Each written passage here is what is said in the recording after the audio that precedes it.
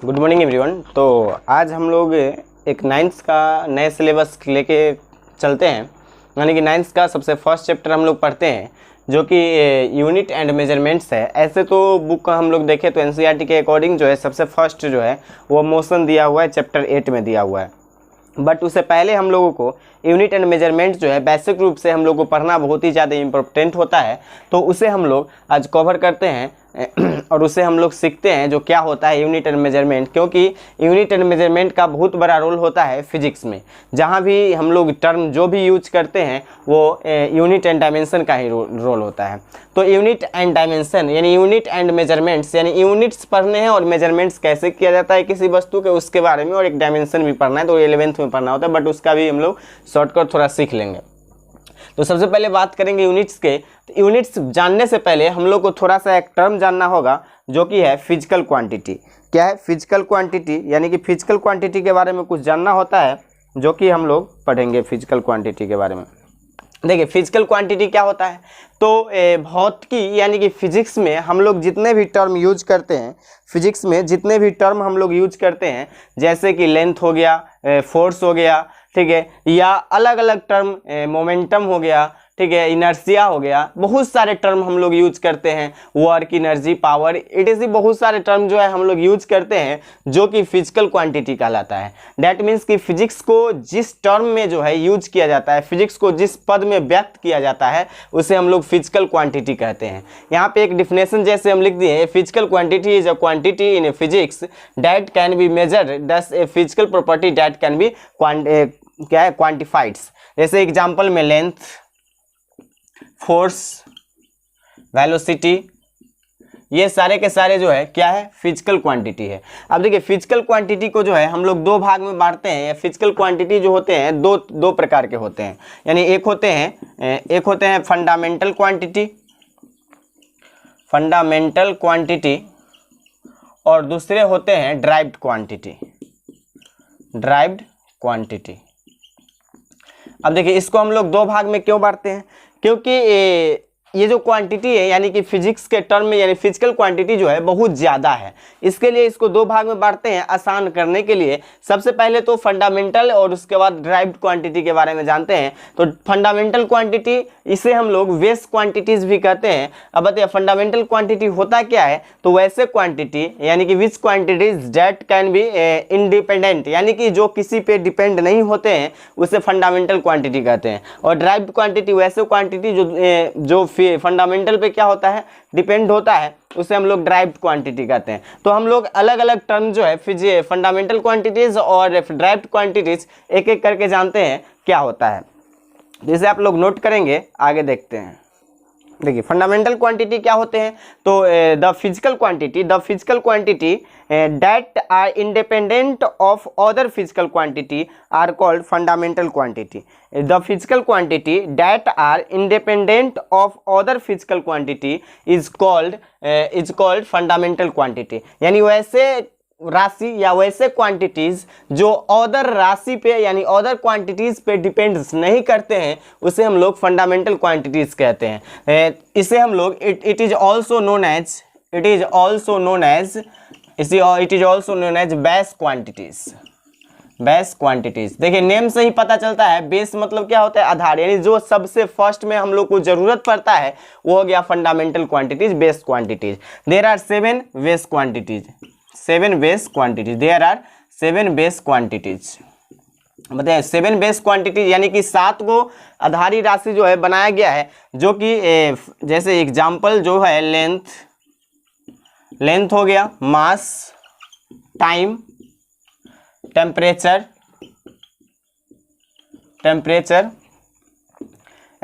Electric current, luminous intensity and amount of substance। ये सारे के सारे जो है ये क्या कहलाते हैं बेस क्वांटिटीज या फंडामेंटल क्वांटिटीज कहलाते हैं। कौन कौन? Length, mass, time, temperature, electric current, luminous intensity and amount of substance. ये सभी क्या है? तो ये सभी फंडामेंटल क्वांटिटीज है जिसे हम लोग बेस क्वांटिटीज भी कहते हैं। और इसका जो है फंडामेंटल क्वांटिटीज का दो सप्लीमेंट्री क्वांटिटीज होते हैं, या कह सकते हैं दो सप्लीमेंट्री क्वांटिटी, या उसको हम लोग बोलते हैं सप्लीमेंट्री ही कहते हैं। दो सप्लीमेंट्री में एक आता है प्लेन एंगल और एक आता है solid angle. There are two supplementary quantity in there are two supplementary quantities in base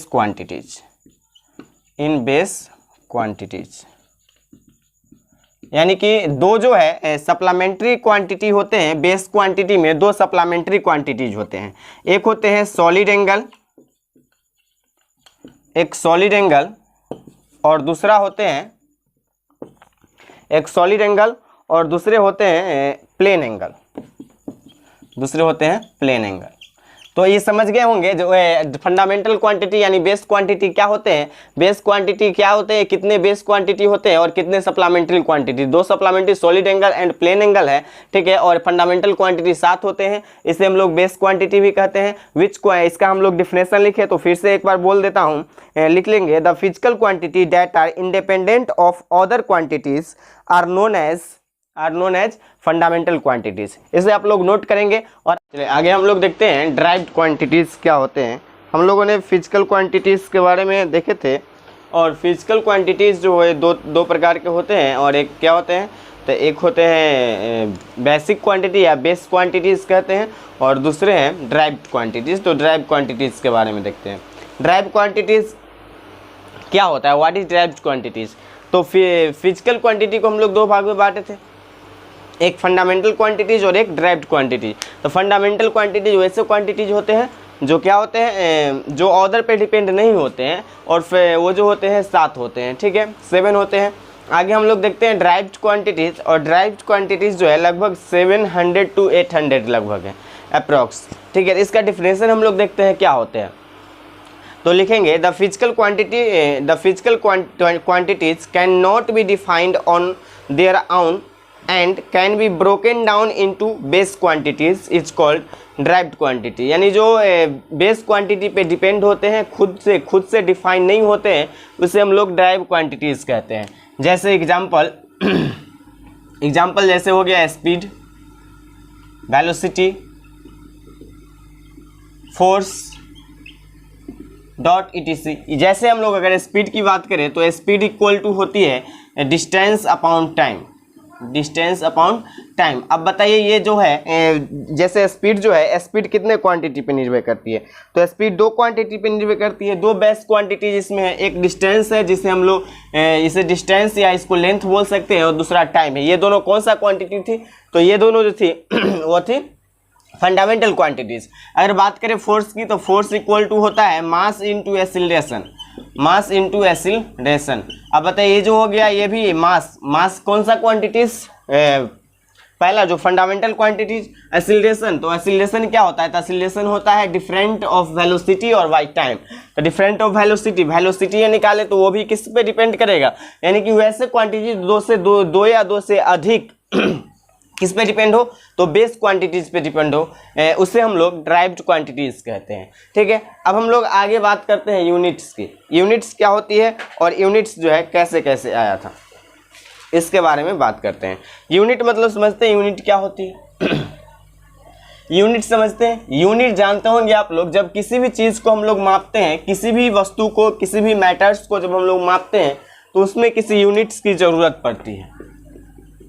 unit, what is unit, देखिए किसी भी चीज़ को मेजर करने के लिए, एक मानक की आवश्यकता होती है। किसी भी भौतिक राशि को मेजर करने के लिए एक मानक की आवश्यकता होती है, उसे हम लोग यूनिट्स कहते हैं। इसका हम लोग डिफिनेशन लिखें तो क्या लिखेंगे, a standard is required to be measure, a standard is required to be measure any physical quantity, it is called a unit.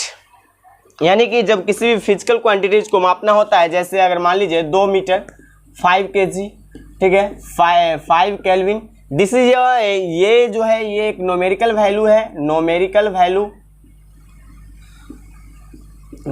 Value, और दिस इज यूनिट। ये क्या है, उसका यूनिट है। ये क्या है, तो ये नोमेरिकल वैल्यू और ये क्या है, उसका यूनिट है। अगर हम बात करें जैसे कि अगर मान लीजिए यहाँ पे अगर 2 मीटर और 5 kg, तो इससे पता चलता है जो किसी भी वस्तु का क्या है, यह लेंथ है, और ये क्या है, किसी भी वस्तु का मास है।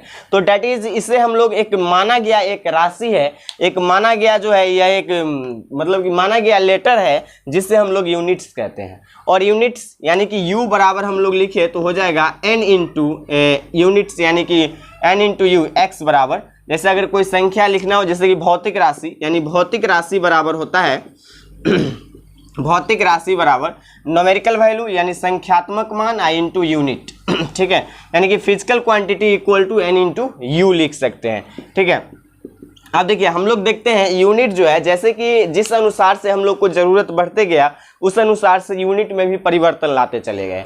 जैसे कि पहले के ज़माने के जो लोग थे तो पहले के ज़माने में ज़्यादा सामान रहती नहीं थी, तो बहुत ही कम चीज़ों का यूज किया जाता था, तो उससे हम लोग फुट में मापते थे, बहुत सारे जो सेंटीमीटर में मापते थे। अभी हम लोग मीटर में, किलोग्राम में, केजी में, इस तरह से बहुत बड़ा अमाउंट में जब हम लोग को धीरे धीरे ज़रूरत पड़ने लगा, धीरे धीरे मेंटलिटी हम लोग का कुछ विकसित हुआ, तो धीरे धीरे हम लोग जो है बहुत सारे यूनिट्स जो है अलग अलग प्रकार के यूज करने लगे। और इससे पहले क्या था, जो यूनिट्स जो है पहले जो था वो सभी कंट्रीज़ का अलग अलग रहता था, तो थोड़ा सा दिक्कत होता था किसी सामान को लेने और देने में। जैसे अगर मान लीजिए हमारे कंट्री का अगर यूनिट अगर इतना छोटा कंटेनर में है और दुबई का अगर मान लीजिए इतना बड़ा कंटेनर है, अगर हमें यहाँ से 1 लीटर पानी देते हैं और उसे 1 लीटर उसके बदले में पेट्रोल देना है, तो क्या होता था, जो उसका कंटेनर बड़ा था तो मेरे यहाँ ज़्यादा आता था और मेरे यहाँ से कम जाता था। तो इसके लेके जो है मतलब कंटेनर जो है एक सामान करने के लिए एक यूनिट बनाया गया जो कि मतलब पूरे विश्व में सेम रहे। तो उसके लिए जो है अलग अलग सिस्टम जो था, यूनिट था, उसके बारे में हम लोग पढ़ते हैं। तो लिखेंगे इसे नोट करने के बाद ऐसा यूनिट्स का system of unit, system of unit, system of unit. अब देखिए सिस्टम ऑफ यूनिट में सबसे पहला जो यूनिट आया था वो आया था एफपीएस सिस्टम। सबसे फर्स्ट बार जो यूनिट बनाया गया था वह था एफपीएस सिस्टम। एफपीएस सिस्टम सबसे फर्स्ट बार बनाया गया था, जिसका फुल फॉर्म होता है, एफपीएस का फुल फॉर्म होता है foot pound second system, foot pound second system. यानी कि सबसे फर्स्ट सिस्टम बनाया गया था एफपीएस और ये था foot pound second system.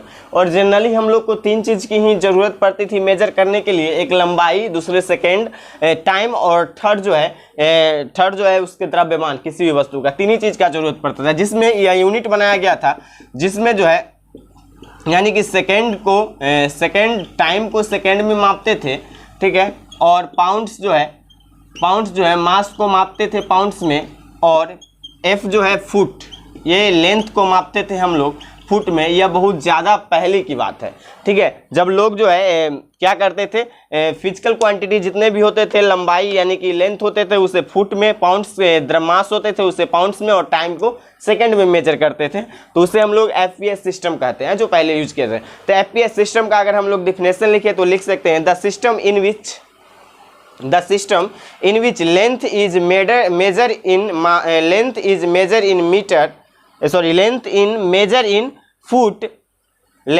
in foot, comma, mass in pounds and times in second is called FPS system. और इस FPS सिस्टम को हम लोग कहते हैं ब्रिटिश सिस्टम। इसे क्या कहा जाता है, British system. It is also called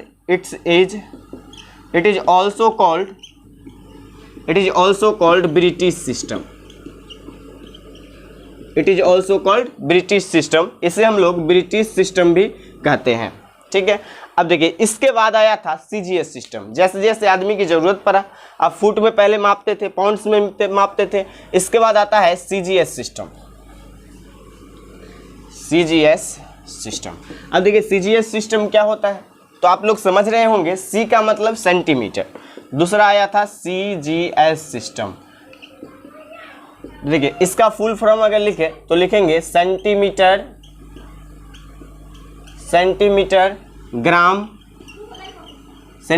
gram second system, centimetre gram second system, ठीक है। और देखिए CGS यानी कि होता है सेंटीमीटर ग्राम, और ये हो गई सेकेंड। तो टाइम को सेकेंड में मापते थे, ठीक है, मास को ग्राम में मापते थे, और लेंथ को सेंटीमीटर में मापते थे। पहले किस में मापते थे? फुट में, पाउंड्स में मापते थे, यहाँ पे आके ग्राम में मापने लगे, फिर सेकंड में मापने। सेकंड तो ये तो हमेशा के चलते आता है, अभी भी हम लोग सेकंड में ही मापते हैं, ठीक है। तो CGS सिस्टम आया जिसमें जो है सेंटीमीटर में मापाने जा लगा लेंथ का, मास को ग्राम में, टाइम को सेकंड में, तो सभी जगह के यही यूनिट थे, ठीक है। इस अनुसार से जो है इसे जो है मीट्री सिस्टम भी कहते हैं, इसे मीट्रिक सिस्टम भी कहते हैं। It is also called metric system. इसका अगर हम लोग डिफिनेशन लिखें तो क्या लिखेंगे? इसका डिफिनेशन लिखेंगे तो क्या लिखेंगे? The system in which length is measured in centimeter, comma, mass in gram and time in second is called CGS system, और it is also called metric system। समझ गए? अगला देखते हैं, अगला कौन सा सिस्टम था? अगला तीसरा है MKS सिस्टम। तीसरा कौन सा सिस्टम है?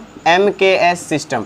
अब देखिए MKS सिस्टम क्या होता है, जैसे कि हम लोग इस देखिए FPS, CGS, और अब देखेंगे MKS। MKS मतलब होता है, M का मतलब हो गया metre kilogram second system, metre kilogram second system, ठीक है। एम देखिए MKS डैट मीन्स कि M सेकेंड में किस चीज़ को हम लोग मापते हैं? तो सेकेंड में मापते हैं टाइम को, ठीक है। दूसरा हो गया किलोग्राम डैट मीन्स कि मास को, ठीक है। और मीटर डैट मीन्स लेंथ, ठीक है। तो इस तरीक़ा से हम लोग मापते हैं। इसे यानी it is also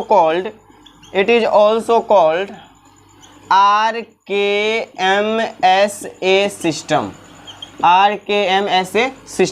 RKMSA system इसको क्यों कहते हैं RKMSA?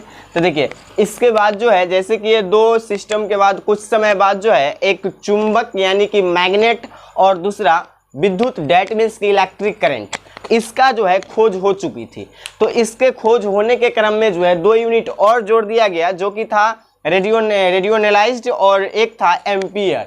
डैट मीन्स कि rationalised kilogram metre second ampere system, इसको क्या बोलेंगे? रेशियोनलाइज्ड, ठीक है। और इसका मतलब हो जाएगा एम्पियर, और बाकी बाद ये वाला डाल देंगे यहाँ पे फुल फॉर्म में, ठीक है। इसे RKMS सिस्टम भी कहते हैं। और इसके बाद जो है ये सब सिस्टम की बात जो है, ये सब अलग अलग सिस्टम था सभी जगह।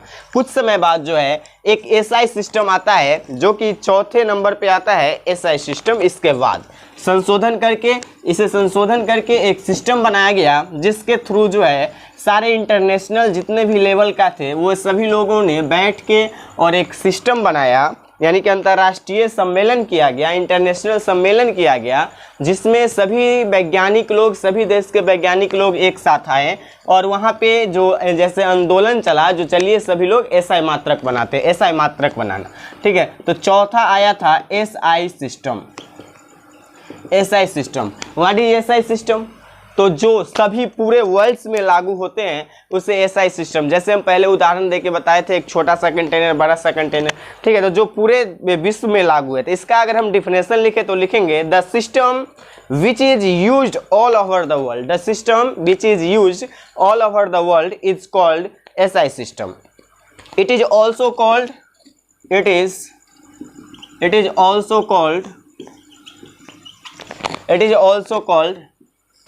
कौन सा सिस्टम? तो इंटरनेशनल सिस्टम, जिसमें कि यह अंतर्राष्ट्रीय पद्धति इसको कहते हैं, जो कि सभी देशों में लागू होते हैं। It is also called international system, ठीक है। अब देखिए इंटरनेशनल सिस्टम, जैसे कि सिस्टम तो बहुत सारा था, भौतिक राशि जो है बहुत सारे फिजिकल क्वांटिटी थे, तो इसको जो है 2 भाग में बांट दिए, ताकि जो है आसानी से हम लोग किसी भी यूनिट्स का मात्रक जो है निकाल पाए, यूनिट जो है निकाल पाए। तो SI सिस्टम को 2 भागों में बांटा जाता है। एक बांटते हैं फंडामेंटल यूनिट्स, ठीक है, और दूसरे फंडामेंटल यूनिट, और दूसरा है ड्राइव्ड यूनिट। जैसा कि हम लोगों ने पीछे देखा था, ठीक है, पीछे देखे थे जो जैसे कि फंडामेंटल यूनिट और ड्राइव यूनिट से ड्राइव्स भौतिक राशि क्वांटिटीज़ के बारे में हम लोग देखे थे, नहीं? तो उसी प्रकार फंडामेंटल यूनिट और ड्राइव्स यूनिट्स के बारे में हम लोग देखेंगे, ठीक है। तो ये नेक्स्ट पार्ट में आएगी fundamental units and drives unit, जिसके बारे में हम लोग पढ़ेंगे। पार्ट नंबर 2, उसमें हम लोग डायमेंशन और ड्राइव्ड यूनिट्स निकालना भी सीखेंगे और फंडामेंटल यूनिट जो 7 होते हैं उसके बारे में जानेंगे। तब तक के लिए इतना ही। जय हिंद।